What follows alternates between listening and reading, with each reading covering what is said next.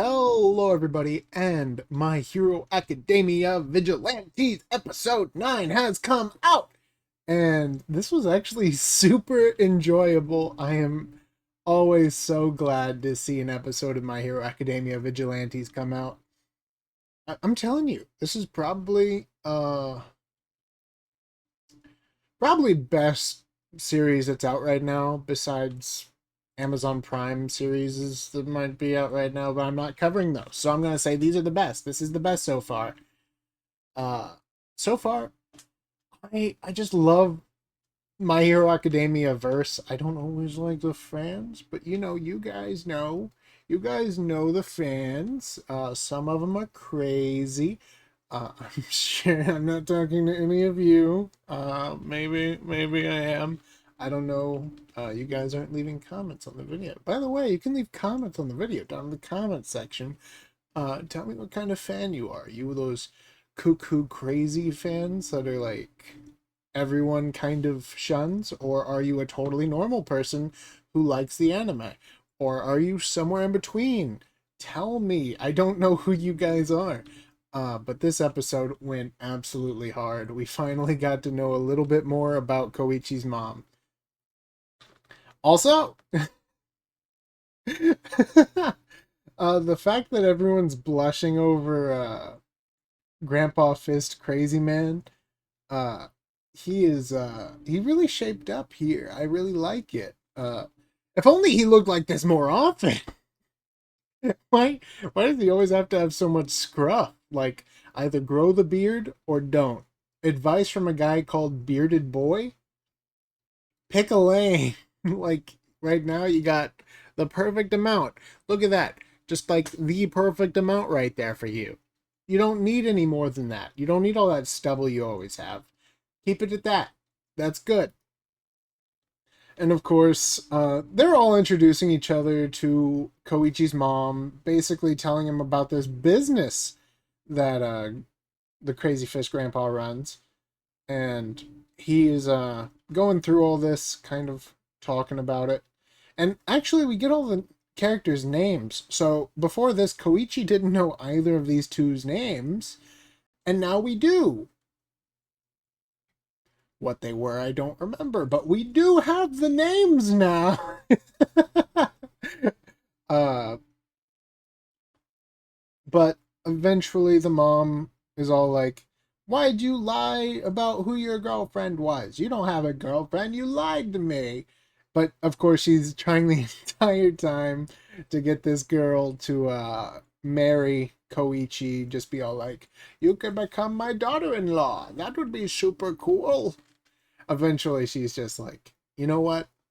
You can just be my daughter and we'll kick Koichi to the curb because I like you. Of course, this is all like mom speak to try to get her and Koichi together. Basically saying, I love you like a daughter, so marry my son. But Pop Step basically walks out and is all like, at some point, when Koichi's mom is really just ripping into Koichi, she's like, "It's not true. He's actually a really cool guy," but she couldn't get that part out. She ends up running away, and Koichi goes to meet her in the staircase where she almost fell, and he compliments her, saying, "Oh, I really like your look, what you're going for today." And then he says, "Oh, you look really casual," which like this seems more like I would have said probably like pilgrimy, like cottage core. I would have said cottage core. You look very cottage core, which is a compliment. That's a great compliment. Tell me if I would get slapped here because Koichi got slapped for saying what he did. I thought she looked very cottage core, very pretty for a young lady. You know, like that's a good outfit. But Koichi thought he was being complimentary too, and he got slapped. So, maybe I don't know what I'm talking about. Then later on a trip, we find this cat, and this was teased in the last episode. This is definitely the Ghibli reference episode because I saw two Studio Ghibli references. Of course, Studio Ghibli also references mythology, so you could say that this is actually a Japanese mythology reference. as the cat bus is the bringer of people to the afterlife. But basically, this cat is injected with trigger and takes over the bus that Koichi's family and not actual girlfriend are on this little hangout session with. And here you can see it's the same person that we know has been putting trigger into people. I don't think she's the only person who's giving trigger, but it's entirely possible she is. Like, she's not even affiliated with anyone besides All For One, as far as we know. She has a straight line to All For One, and we haven't seen anyone else give anyone else trigger, except for maybe like really early on, but I don't remember, or maybe I'm just making this up all in my head. I haven't rewatched the series, but it seems like she's really the only one that we know of that's giving away trigger.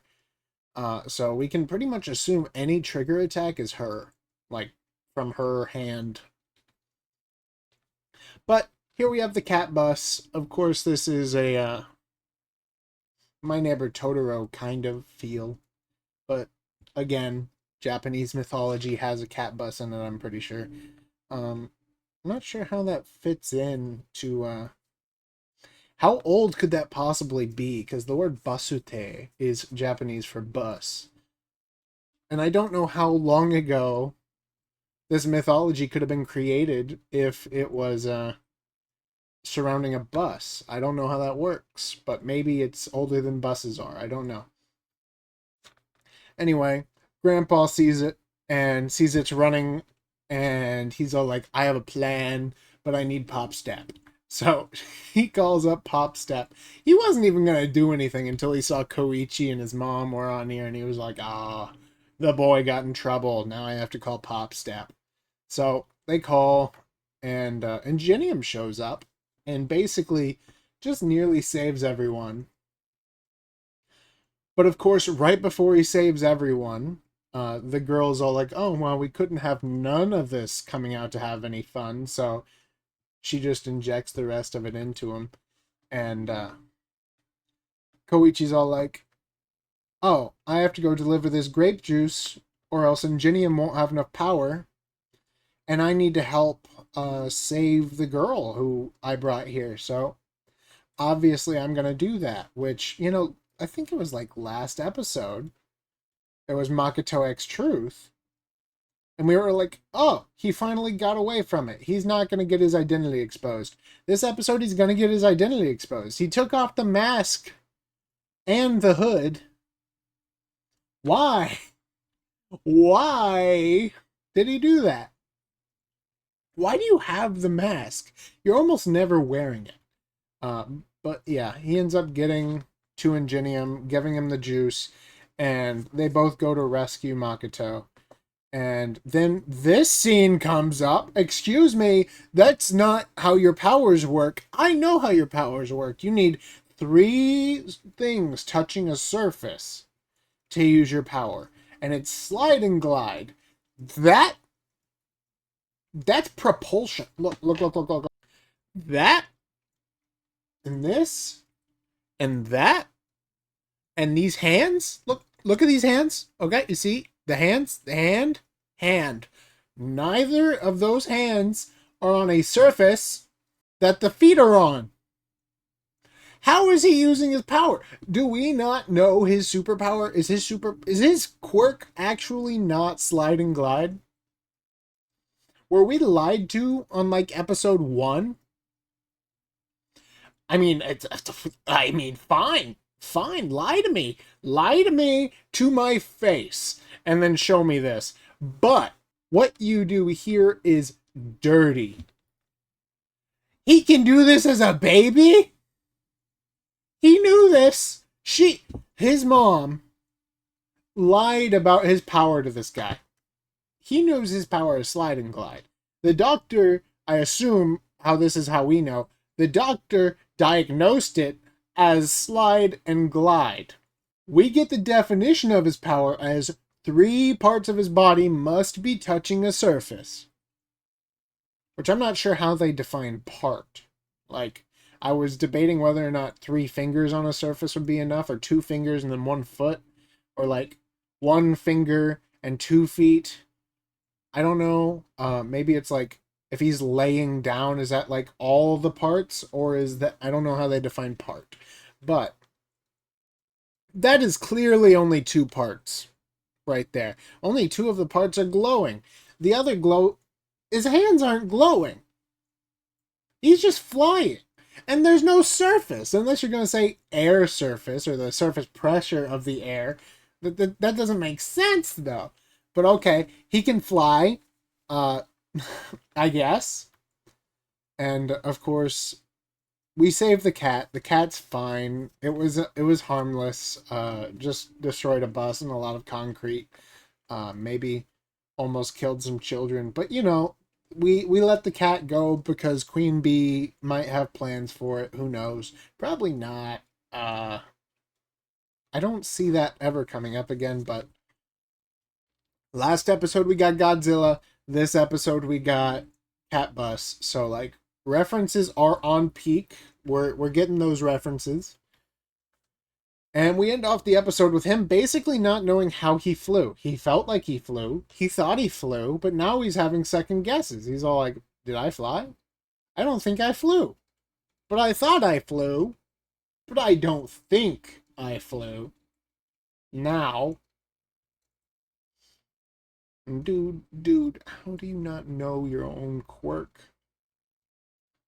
Like, as a baby, it's not like something he unlocks. Because in the My Hero Academia series, there are people who like just unlock new aspects of it. Like the guy who can talk to animals can unlock new aspects of it, where he can talk to them in a wider range. And Ingenium can break off his engines to go faster, but it requires a healing period and time to get used to it and all that. But we're looking right now, and he's just like able to do this. He was able to do this at birth, like very young. So this isn't something new to him.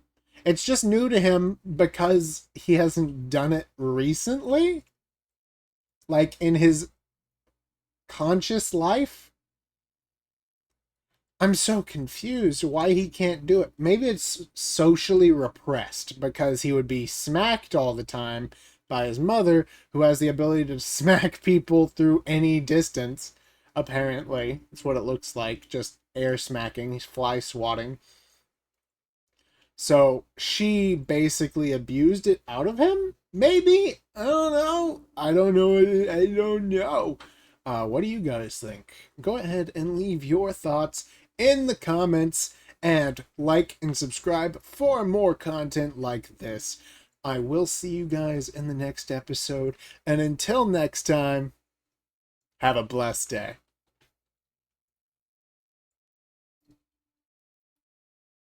And while you're here, go ahead and check out this video to see what you might have missed.